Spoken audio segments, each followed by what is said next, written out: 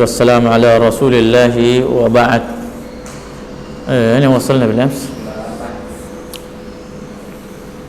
نعم. وناد إذا سجدت له اعترافا بما ناداه ذنون ابن متى. Nah, berdoalah, serulah Tuhanmu. Nah, di dalam sujudmu sebagai bentuk apa? Pengakuan akan kejahilan, pengakuan akan dosa yang telah dilakukan.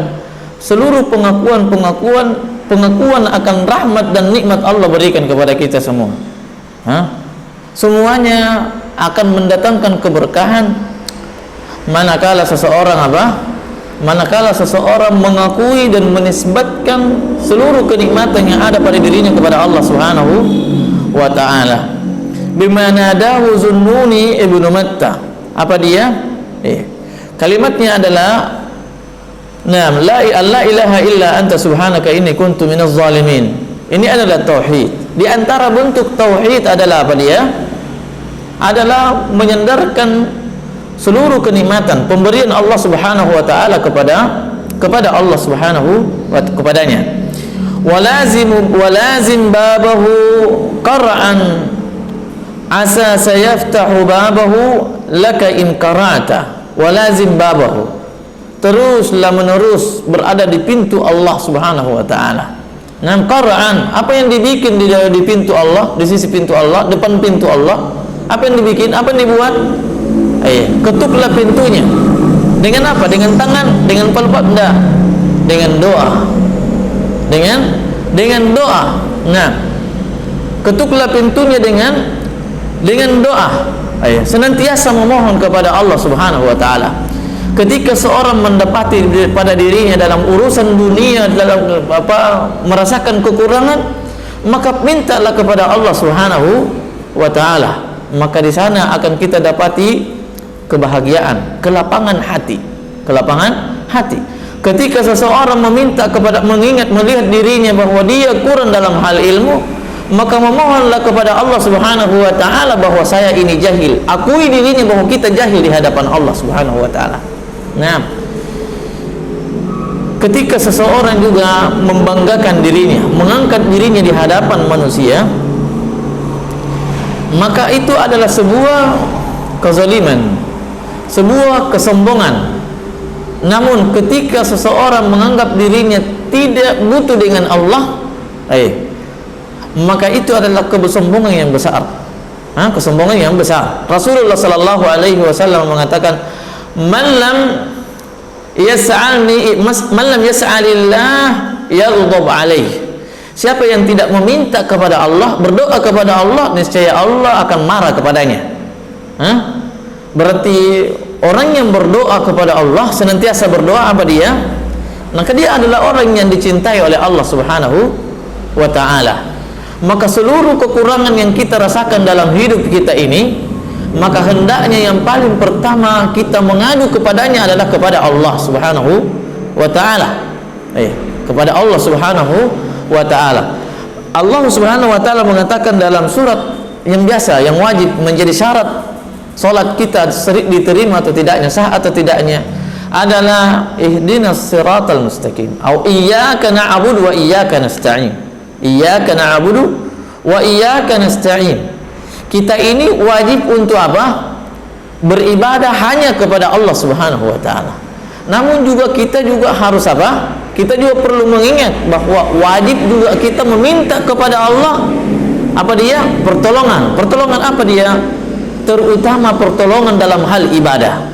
Ketika kita merasakan kelemahan di dalam ibadah, ketika kita merasakan kelelahan dalam ibadah, ketidaktahuan bagaimana cara melakukan sebuah ibadah, maka hendaknya kita meminta kepada Allah Subhanahu wa ta'ala, beristi'anah kepada Allah Subhanahu wa ta'ala, bahwa saya tidak mengetahui ibadah ini, ya Allah alimni, ajarkan kepadaku. Ya Allah, berikanlah saya kekuatan untuk melakukan ibadah. Namun kemudian ketika seseorang mengakui dirinya di hadapan Allah Subhanahu wa ta'ala bahwa dia adalah lemah, dia adalah jahil, tidak mengetahui cara beribadah, tidak mengetahui sebuah ilmu, dengannya dia bisa lebih mengenal Allah Subhanahu wa ta'ala, dibutuhkan di sana apa dia? Di samping pengakuan, di sana dibutuhkan kejujuran. Di sana dibutuhkan kejujuran. Tidak bisa diterima sebuah doa kalau hanya sekedar pengakuan namun tidak ada kejujuran di dalamnya. Bagaimana bentuk kejujuran tersebut ketika telah berdoa dan meminta kepada Allah? Apa dia? Ketika kita minta kepada Allah Subhanahu wa taala, ya Allah, saya tidak tahu beribadah, maka hendaknya seorang tersebut mengangkat kakinya, memindahkan tempat duduknya di atas sofahnya menuju majelis ilmu. Hendaknya dia membuka lembaran-lembaran koran yang selama ini dia lakukan, berpindah membuka lembaran-lembaran kitab-kitabnya para ulama. Hendaknya kalau senantiasa mempertanyakan tentang masalah dunia terhadap orang lain, maka dia sekarang berpindah mempertanyakan tentang masalah akhiratnya kepada orang-orang yang berilmu di depan matanya. Banyak sekali.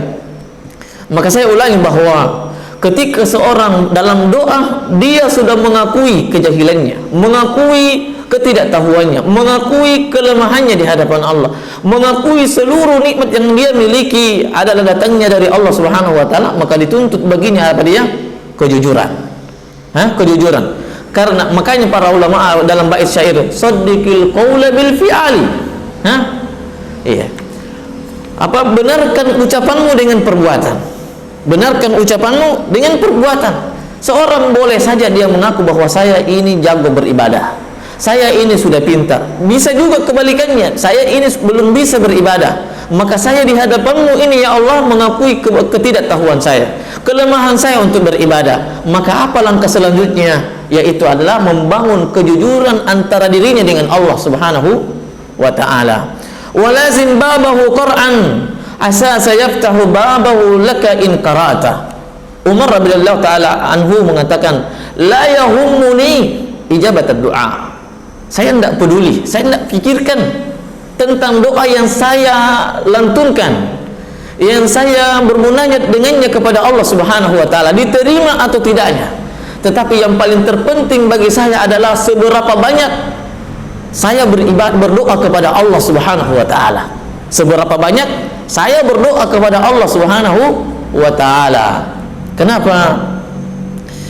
Tidaklah Allah Subhanahu wa taala memberikan kepada seorang hambanya taufik untuk kemampuan untuk mengangkat kedua tangannya bermunajat kepada Allah, menundukkan jiwanya di hadapan Allah dan terus-menerus melakukan doa tersebut, kecuali Allah menginginkan kepadanya, menginginkan untuk diijabah doa orang tersebut.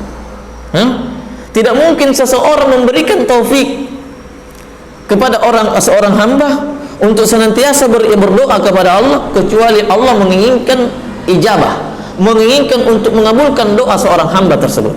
Makanya Umar bin Khattab radhiyallahu taala anhu mengatakan apa dia? La yahummuni ijabah fi du'a. Tidak ada, saya tidak peduli dengan apa? Diijabahnya doaku, dikabulkannya doaku. Tetapi yang paling terpenting bagi saya adalah berapa banyak saya berdoa kepada Allah Subhanahu wa ta'ala. Para ulama dahulu ketika mereka memiliki kesulitan, baik yang besar ataupun yang paling kecil, yang disebutkan dalam banyak buku tentang ini, bahwasanya tatkala mereka tidak mendapati garam di dalam dapurnya, putus tali sendalnya, maka tidaklah mereka meminta tolong, kecuali yang pertama kali adalah meminta tolong kepada Allah Subhanahu wa ta'ala. Begitu terpautnya hati orang-orang soleh terdahulu dengan Allah, kepada Allah Subhanahu wa ta'ala. Terpautnya dalamnya ketergantungan hatinya kepada Allah Subhanahu wa ta'ala. Dan inilah yang membuat orang tenang. Inilah orang yang membuat orang tenang. Apa dia? Ketergantungan hati seseorang kepada Allah Subhanahu wa ta'ala. Tetapi ketika ada harapan selain daripada Allah, maka di sanalah seseorang sejauh mana, sedalam apa dia tergantungnya kepada makhluk, maka demikianlah kesengsaraan yang akan dia peroleh. Akan dia peroleh. Walazim babahu Qur'an asa sayaftahu babahu laka in qara'ta. Ya, teruslah menerus mengetuk pintu Allah, pintu langit, yaitu dengan doa dan munajat serta ibadah. Doa itu ada dua. doaul mas'alah wa doaul ibadah.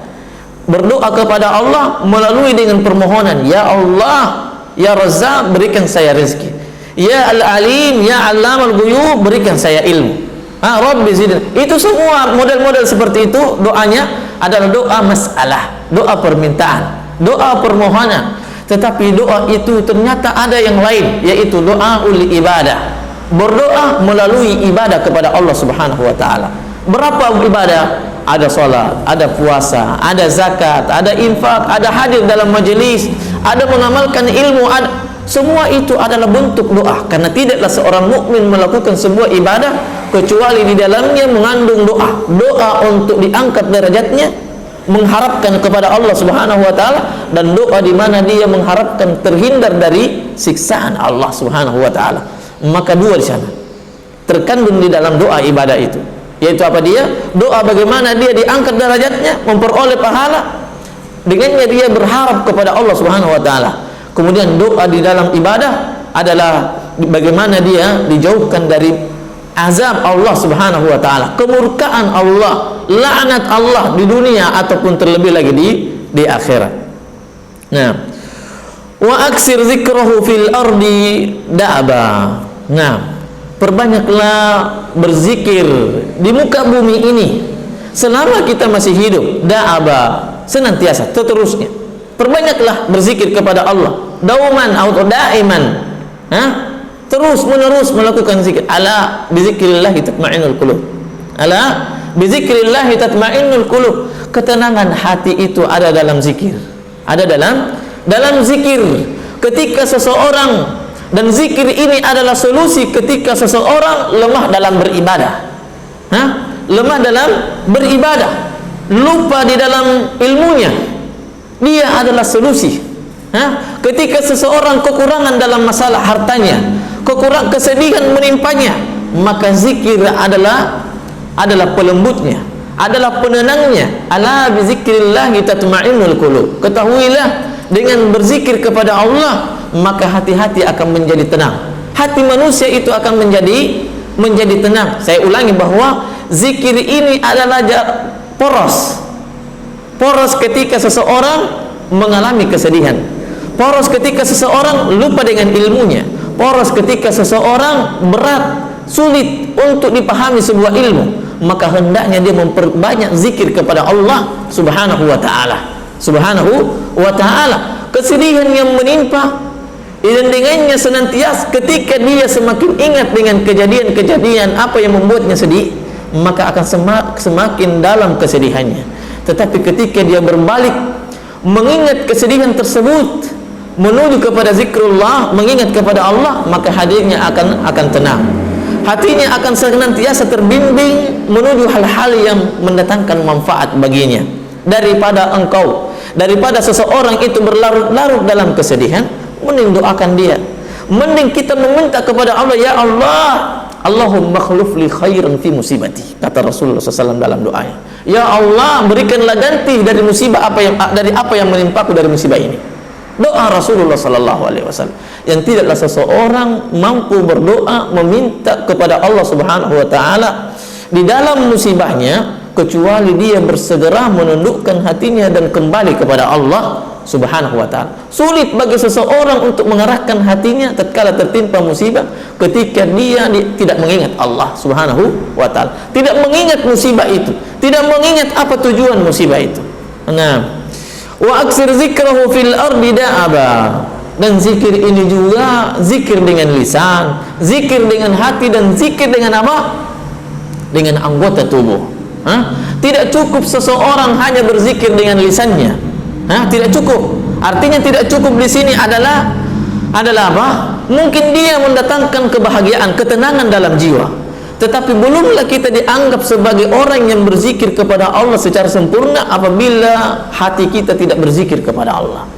Belumlah kita dianggap sebagai hamba yang sempurna di hadapan Allah dalam penghambaan kita kepada Allah, manakala anggota raga kita ini tidak kita tundukkan untuk melakukan ibadah, tidak kita tundukkan untuk melakukan ibadah. Karena zikir yang paling agung adalah salat. Zikir yang paling agung adalah salat. yang di dalamnya terkumpul seluruh jenis zikir. Apa dia? Zikir melalui lisan, zikir melalui hati, dan zikir melalui anggota tubuh kita. Anggota tubuh kita. Ya. Wa aksir zikrahu fil ardi da'aba lituzkara fis samai idza zakarta. Agar engkau bisa disebut-sebut. Di mana? Di langit. Di langit. Kenapa? Balasan Allah Subhanahu wa taala. Di antara nama Allah Subhanahu wa taala adalah Asy-Syakur. Adalah Asy-Syakur, Maha berterima kasih. Apa saja yang dilakukan seorang hamba, sekecil apapun dilakukan dari kebaikan, maka Allah akan memberinya balasan yang sangat besar, yang sangat agung, yang dengannya sebagai bentuk kesyukurannya kepada hamba tersebut. Itu di antara apa? Hasil dari nama Allah, yaitu Asy-Syakur, Maha berterima kasih. Ketika seorang memahami nama Allah tersebut, maka dia tidak akan menganggap remeh sebuah amalan. Sebagaimana Rasulullah SAW bersabda, la tahkiranna minal ma'rufi syai'ah walau an talqa biwajhi akhaka taliq, walau an talqa akhaka biwajhin taliq. Jangan engkau menganggap remeh sebuah perbuatan baik, walaupun engkau sekedar bertemu dengan temanmu, saudaramu, hanya sekedar muka yang cerah ceria, muka yang cerah ceria. Nah, kenapa? Karena Allah itu tadi Asy-Syakur. Maka Allah, Rasulullah SAW melarang kita untuk menganggap remeh sebuah perbuatan. Di dalam ilmu tidak ada yang remeh. Di dalam ilmu tidak ada yang remeh. Seluruh pengorbanan kita itu di dalam menuntut ilmu itu tidak akan memberikan makna dibandingkan ilmu yang kita peroleh. Seluruh pengorbanan yang kita, bagaimanapun besarnya pengorbanan yang kita korbankan di dalam menuntut ilmu, mencari kebenaran, maka itu tidak akan pernah seimbang dengan ilmu yang kita peroleh. Tidak pernah seimbang dengan ilmu yang kita peroleh. Karena pengorbanan yang kita lakukan kembali, itu juga akan kembali. Itu yang menjadi kekal. Itu yang akan menjadi kekal. Makanya Rasulullah SAW, apabila anak Adam itu meninggal, maka ada berapa? Ada 3 atau 4 yang akan mengikutinya sampai ke kuburan. Harta, keluarga, dan apa? 3. Harta, keluarga, dan apa dia? Dan ilmunya. Dan ilmu itu akan apa yang menemaninya. Kemudian apa? Hartanya akan dibagi-bagi oleh anaknya. Keluarganya akan pulang ke rumahnya. Pulang ke rumahnya, dan dia yang ditemani hanyalah ilmunya. Hanyalah ilmunya. Yang kemudian dengannya seseorang hendaknya memperhatikan bahwa apa yang kita atau harta yang kita infakkan, itulah yang menemani. Maka ketika seseorang berinfak atau mengeluarkan hartanya, hendaknya dia pikirkan ini untuk siapa, ini untuk siapa. Nasihat para ulama juga, seorang orang tua jangan terlalu berambisi untuk memberikan fasilitas kepada anak. Jangan berambisi untuk membersihkan. Artinya orang sekarang sudah beristri, punya anak dan seterusnya, berambisi mencari dunia dalam rangka bagaimana anaknya nanti bahagia dan tenang. Dia beri, setelah meninggal anaknya dia kasih hartanya semua. Padahal itu untuk anaknya. Yang wallahu a'lam, apakah anaknya akan mempergunakannya di dalam apa? Ketaatan, atau justru dia melakukannya, mempergunakannya dalam maksiat kepada Allah. Tapi hendaknya dia mencari harta untuk dia jadikan apa? Supaya hartanya itu bisa melombainya di hadapan Allah Subhanahu wa taala. Dia mencari harta supaya kemudian dia infakkan agar hartanya melombainya di hadapan Allah Subhanahu wa taala. Sudah kekal hartanya di hadapan Allah. Dengannya dia akan menemui harta tersebut setelah dia meninggal. Tapi ketika dia berikan kepada anaknya, ya alhamdulillah kalau dia sudah mendidik dengan baik.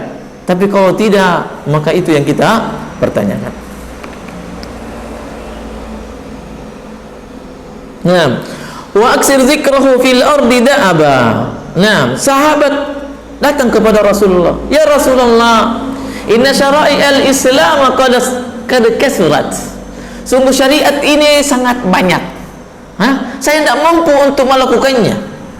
Saya tidak mampu untuk melakukannya. Ini juga menandakan bahwa sahabat ini sangat semangat untuk melakukan syariat.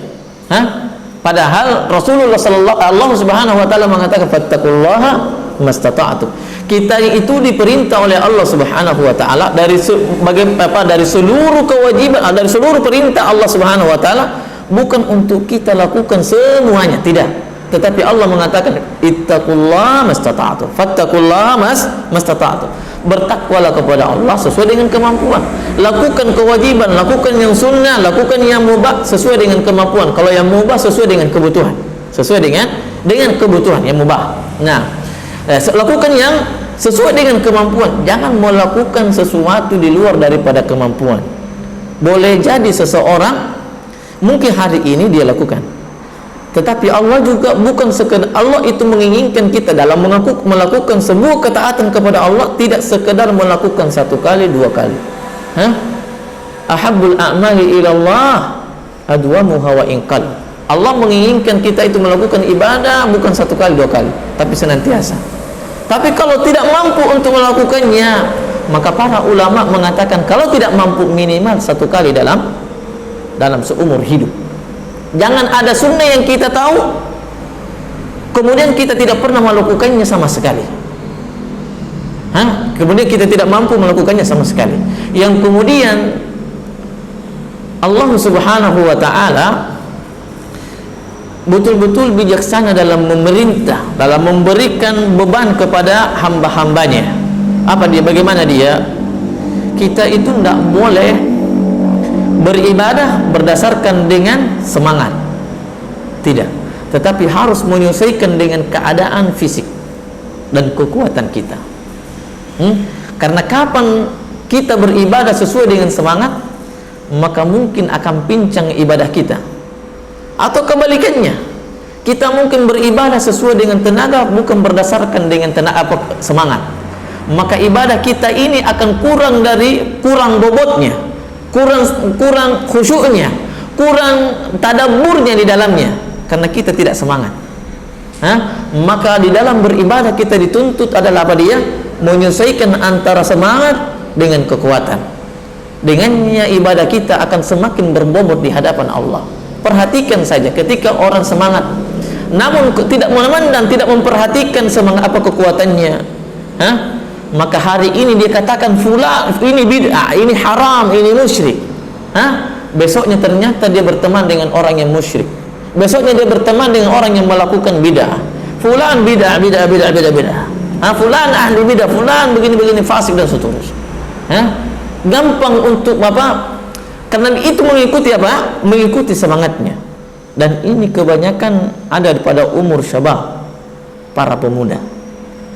Maka pada saat orang di umur-umur yang muda, inilah masa-masa emas untuk mencari ilmu agar bagaimana antara kekuatan dengan semangatnya seimbang. Antara kekuatan dengan semangatnya seimbang. Bedakan dengan orang-orang yang orang tua, yang telah melalui kehidupannya pahit dan manisnya. Bagaimana mereka? Ketika dia melihat kemungkaran, dia tahu bahwa itu kemungkaran, dia tidak langsung untuk mengatakan ini mungkar, tidak. Tetapi dia lihat pertama, dia lihat dirinya, saya mampu lakukan, tinggalkan atau tidak. Pertama. Kedua, dia memikirkan ini sudah, maksudnya orang tersebut yang melakukan kemungkaran ini mengetahui atau tidak. Semuanya yang dia perbuat orang-orang tua itu melalui daripada sejumlah pertimbangan, sehingga kita melihat tingkah laku mereka. Orang tua itu sangat bijaksana. Saya senantiasa berulang bahwa perkataan apa? Siapa? Sulaiman Ar-Ruhaili, apa dia bilang? Kebijaksanaan itu diperoleh dari dua orang. Siapa dia? Orang yang alim dan orang yang tua. Orang yang alim bijaksana karena ilmunya, dan orang tua bijaksana karena tajarub dan pengalaman hidupnya yang telah mereka cicipi dari pahit dan manisnya kehidupan ini. Wa aksir zikrahu fil ardi da'aba lituzkara fis samai idza zakarta.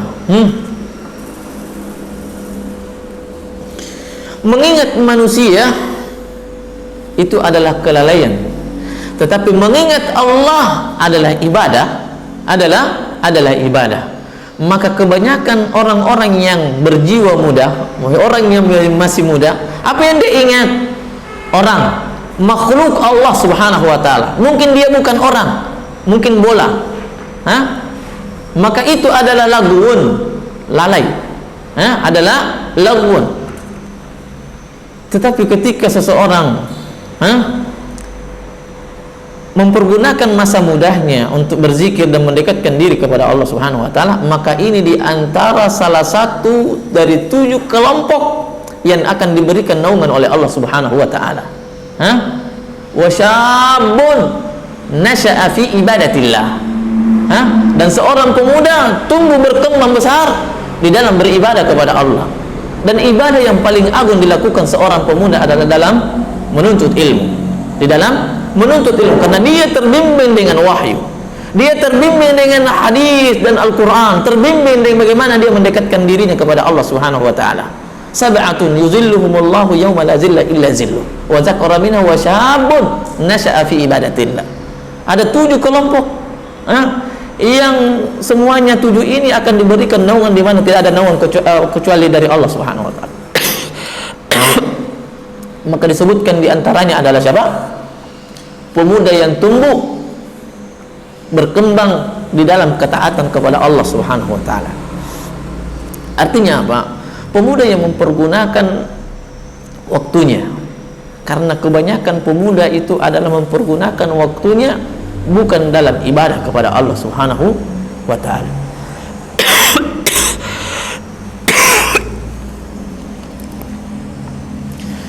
Masa muda adalah masa yang paling berharga, bukan sekedar berharga, tetapi dia masa yang paling panjang waktunya. Anak kecil, masa kecil itu hanya sampai 15 tahun. Tapi masa muda sampai berapa tahun? 40, 50, 3 tahun. Masih muda itu 50 tahun.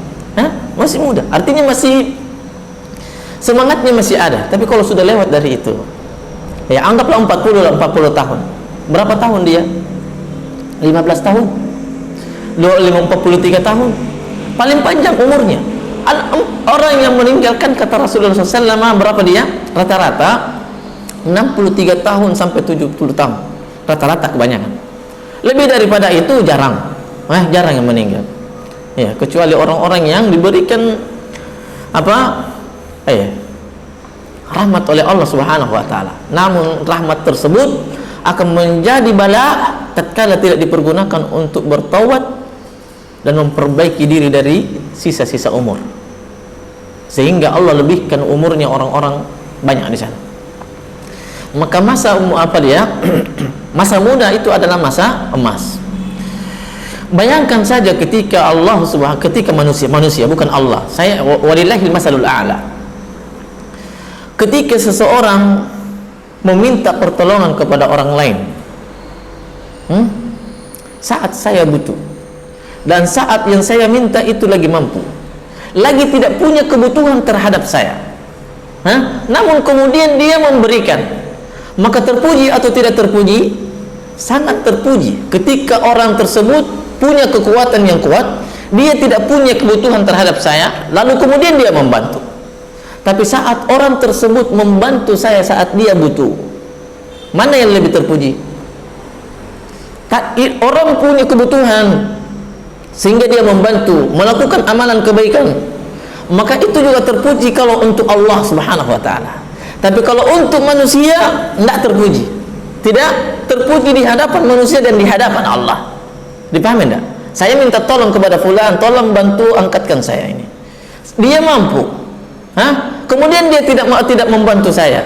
Dia mampu dan dia tidak punya kebutuhan kepada saya. Maka itu tidak terpuji. Saat dia membantu di mana dia punya kekuatan dan dia tidak butuh kepada saya, maka itu adalah hal yang terpuji. Itu adalah hal yang terpuji. Maka demikianlah ketika seseorang diminta kepada Allah beribadah, karena tidak ada ibadah yang paling sempurna dilakukan kecuali di masa muda. Tidak ada ibadah yang dilakukan yang paling sempurna seorang manusia kecuali di masa muda. Lihat orang tua bagaimana rukuknya, bagaimana sujudnya, Tapi kalau orang masih muda, sempurna sujudnya, insya Allah kalau dia punya ilmu. Kalau dia punya ilmu. Tapi kalau orang tua punya ilmu atau tidak punya ilmu, tidak akan sempurna karena faktor fisiknya. Maka masa muda itu adalah masa terbaik untuk beribadah kepada Allah Subhanahu wa taala. Untuk beribadah, makanya Allah yang menjanjikan melalui lisan Rasul, sab'atun yuzilluhumullahu yawma la zilla illa zilluh. Wa syabun nasya'a fi ibadatillah, yaitu seorang pemuda yang tumbuh berkembang berada di atas beribadah kepada Allah Subhanahu wa taala. Dan sebab di antara ibadah yang paling terbaik adalah apa dia? Menuntut ilmu. Bagaimana terbaiknya? Nah, fadlul alimi 'alal 'abidi ka fadlil qamari 'ala nujum. Perumpamaan antara keutamaan orang yang berilmu dengan orang yang beribadah tanpa ilmu, bagaimana dia? Bagaikan bulan dengan matahari. Mana? Bagaikan bulan dengan kafadlil qamari wal nujum. Apa dia? Bagaimana dia? Qamar bagaimana dia? Indah dilihat, menyinari orang. Tapi kalau bintang, siapa yang dia sinari? Dirinya sendiri. Dirinya sendiri. Ibnu Qayyim rahimahullahu taala menyebutkan tentang apa? Kenapa orang berilmu tidak ditasbih, tidak dipersamakan dengan matahari, tetapi dia dipersamakan dengan bulan. Karena orang yang berilmu, bulan itu dari mana dapat cahaya? Matahari. Matahari. Orang berilmu, dari mana dia dapat ilmu? Taraktukum 'alal mahajjatil bayda lailuha kanahariha la yazigu anha illa halik. Apa kata Rasul? Saya meninggalkan kalian, apa itu Al-Qur'an, taraktu fikum amrayni ma in tamassaktum bihi ma lan tadillu abada. Apa kata Rasulullah? Beliau mensifati bahwa Al-Qur'an dan Sunnah ini ala mahajjatil bayda, sangat terang, sangat terang. Tapi apa kata Ali radhiyallahu taala anhu? Al-ilmu nuqtah, wa kassarahu al-juhal. Al-ilmu nuqtah wa yukassiruhu al-juhal. Sebenarnya ilmu itu sangat simpel, sangat sedikit. Maksudnya tidak perlu banyak orang tanya, tidak perlu menyibukkan diri. Tetapi yang membuat banyak siapa dia? Orang jahil. Sehingga banyak khilaf. Siapa yang bilang itu? Ali radhiyallahu taala. Al-ilmu nuqtah wa kassarahu al-juhal. Ilmu itu adalah bagaikan satu titik. Apa kalau satu titik? Simple. Maksudnya simple. Namun yang memperkeruh masalah itu adalah orang jahil.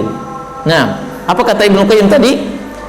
Kenapa Allah Subhanahu wa Rasul sallallahu mempermisalkan orang yang berilmu dengan bulan? Karena bulan itu mengambil cahaya dari matahari. Sebagaimana penuntut ilmu itu mengambil cahaya dari Al-Quran dan hadis Rasulullah SAW. Dalam ilmu, syaraful ilmi wa fadlihi, dalam kitabnya saya sebutkan. Kalau mau baca silakan. Nah, wa aksir zikrallahi da'aba lituzkara fis samai idza zakarta. Dan di antara model zikir, di antara bentuk zikir adalah apa dia? Sebaik-baik zikir apa dia? La ilaha illallah.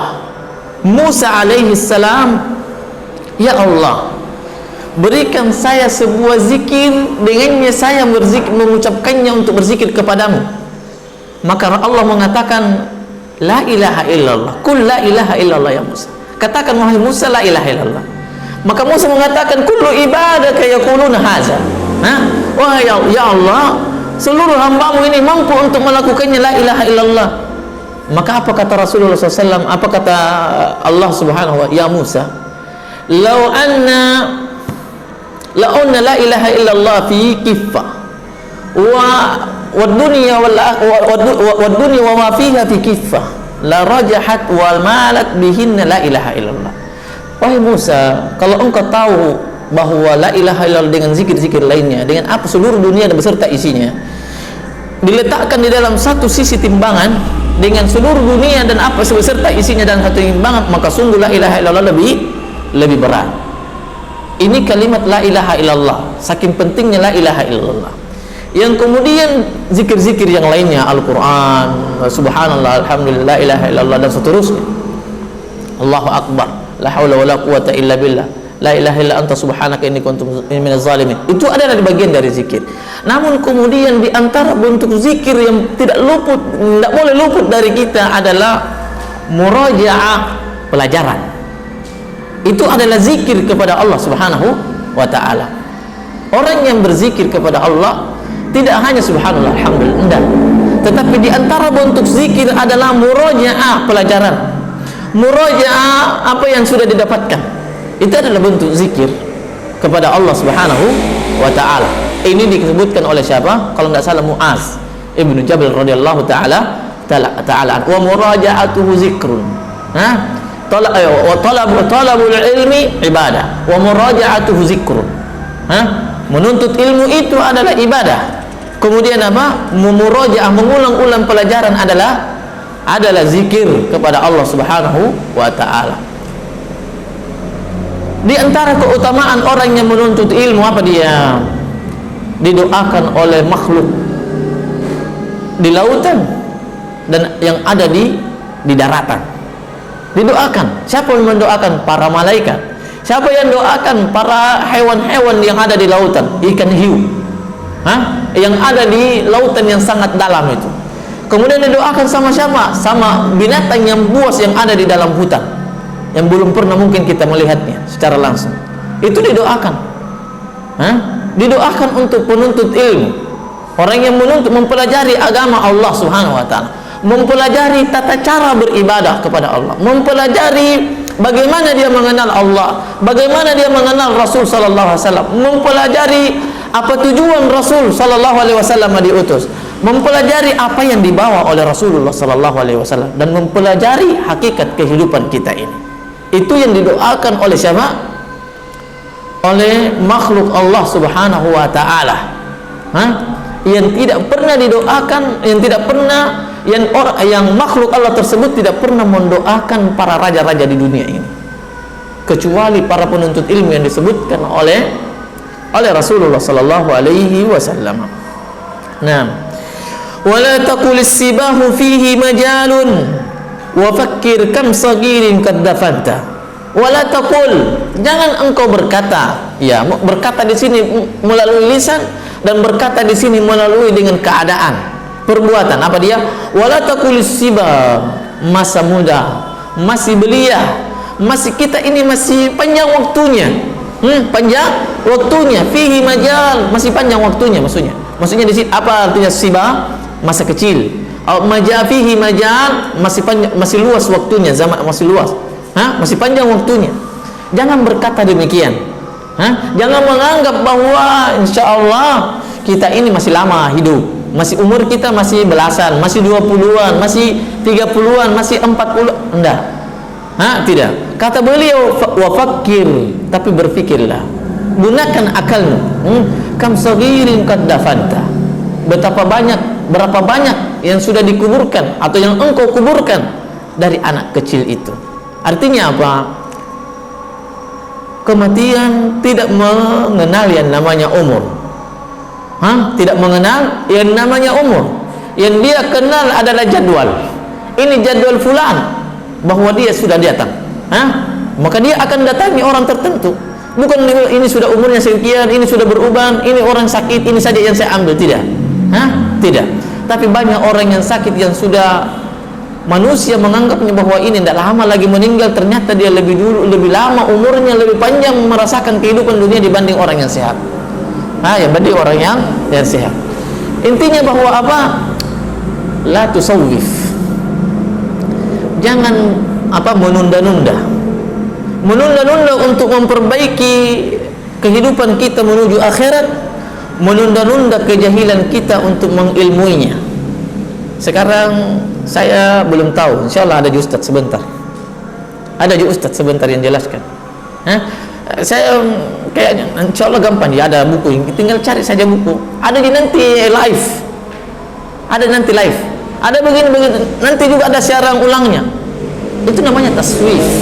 Itu namanya taswif, menunda-nunda. Apa kata beliau? Wala taqulis sibahu wala taqulis sibah fihi majal. Jangan menganggap bahwa masih panjang waktunya.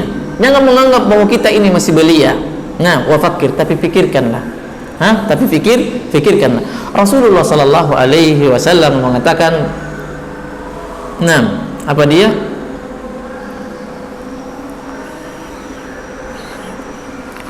Saya lupa lafaznya. Bahwa apa? Seorang itu meninggal tergantung daripada kebiasaannya. Seorang itu akan meninggal sesuai dengan kebiasaannya. Hadisnya hadis sahih. Namun saya cukup lupa lafaznya. Seorang akan meninggal sesuai dengan keadaannya. Ini menunjukkan bahwa bersegera untuk melakukan kebaikan. Jangan menunda-nunda. Karena menunda-nunda itu sifatnya apa? Taswif itu menghalangi seseorang dari kebaikan. Taswif, menunda-nunda itu adalah menghalangi seseorang dari kebaikan. Nah,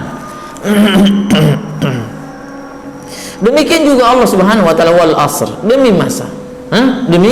Demi waktu asar. Demi waktu asar. Innal insana lafi khusr. Di antara bentuk kerugian adalah apa dia? Menunda waktunya dari waktu yang awal menuju waktu yang akhir. Apa dia? Itu di antara bentuk kerugian. Di antara bentuk kerugian. Nah, wa qul liya ya nasihu la anta aula. Dan namun katakanlah kepadaku, ya nasihu, ayyuhal mansuhu, siga mubalaghah. Ayyuhal mansuhu la anta aula. Atau ayyuhan nasihu la anta aula. Wahai orang yang suka menasihati, la anta aula, engkau lebih utama untuk dikena daripada nasihatmu. Apa dia? Memperbaiki, jangan menunda-nunda, memperbaiki diri dan memikirkan segala perkara. Iya. La anta aula bi nusika law bi aqlika qad nazarta. Sekiranya engkau memahami nasihat tersebut, memandangnya dengan akal. Artinya apa? Siapa yang butuh nasihat? Yang butuh nasihat bukan orang yang zalim, bukan orang yang melakukan maksiat, tetapi yang butuh maksiat itu adalah siapa saja di muka bumi ini. Ketika seorang berada di atas ketaatan, maka dia butuh nasihat untuk mengembangkan, untuk meninggikan daripada ibadahnya, lebih memperbanyak ibadahnya. Kalau seorang berada pada kemaksiatan, maka dia butuh nasihat untuk bangkit dari kemaksiatan. Kalau seorang yang sedang menasihati, maka dia lebih awal untuk mendapati nasihat tersebut. Lebih utama untuk dia perbaiki dirinya. Makanya biasa ada orang khatib atau penceramah, ya saya menasihati diri saya kemudian kepada jamaah. Karena dia mengetahui, dia menyadari bahwa nasihat itu yang paling awal untuk dia kena adalah dirinya. Karena terkadang lisan itu lebih duluan daripada perbuatan kita. Lisan itu lebih duluan daripada kita, dari perbuatan kita. Lisan itu juga lebih tajam daripada silet. Lebih tajam daripada silet. Bagaimana dia? Terkadang kita mau menasihati, ternyata justru melukai hati orang. Terkadang keinginan kita ini baik, namun terkadang apa jadinya? Justru menyakiti hati orang lain. Menyakiti hati orang lain. Maka yang paling kita perbaiki dalam diri kita adalah bagaimana, dan ilmu ini adalah siapa? Kata Imam Ahmad, bagaimana seorang bisa ikhlas, wahai imam?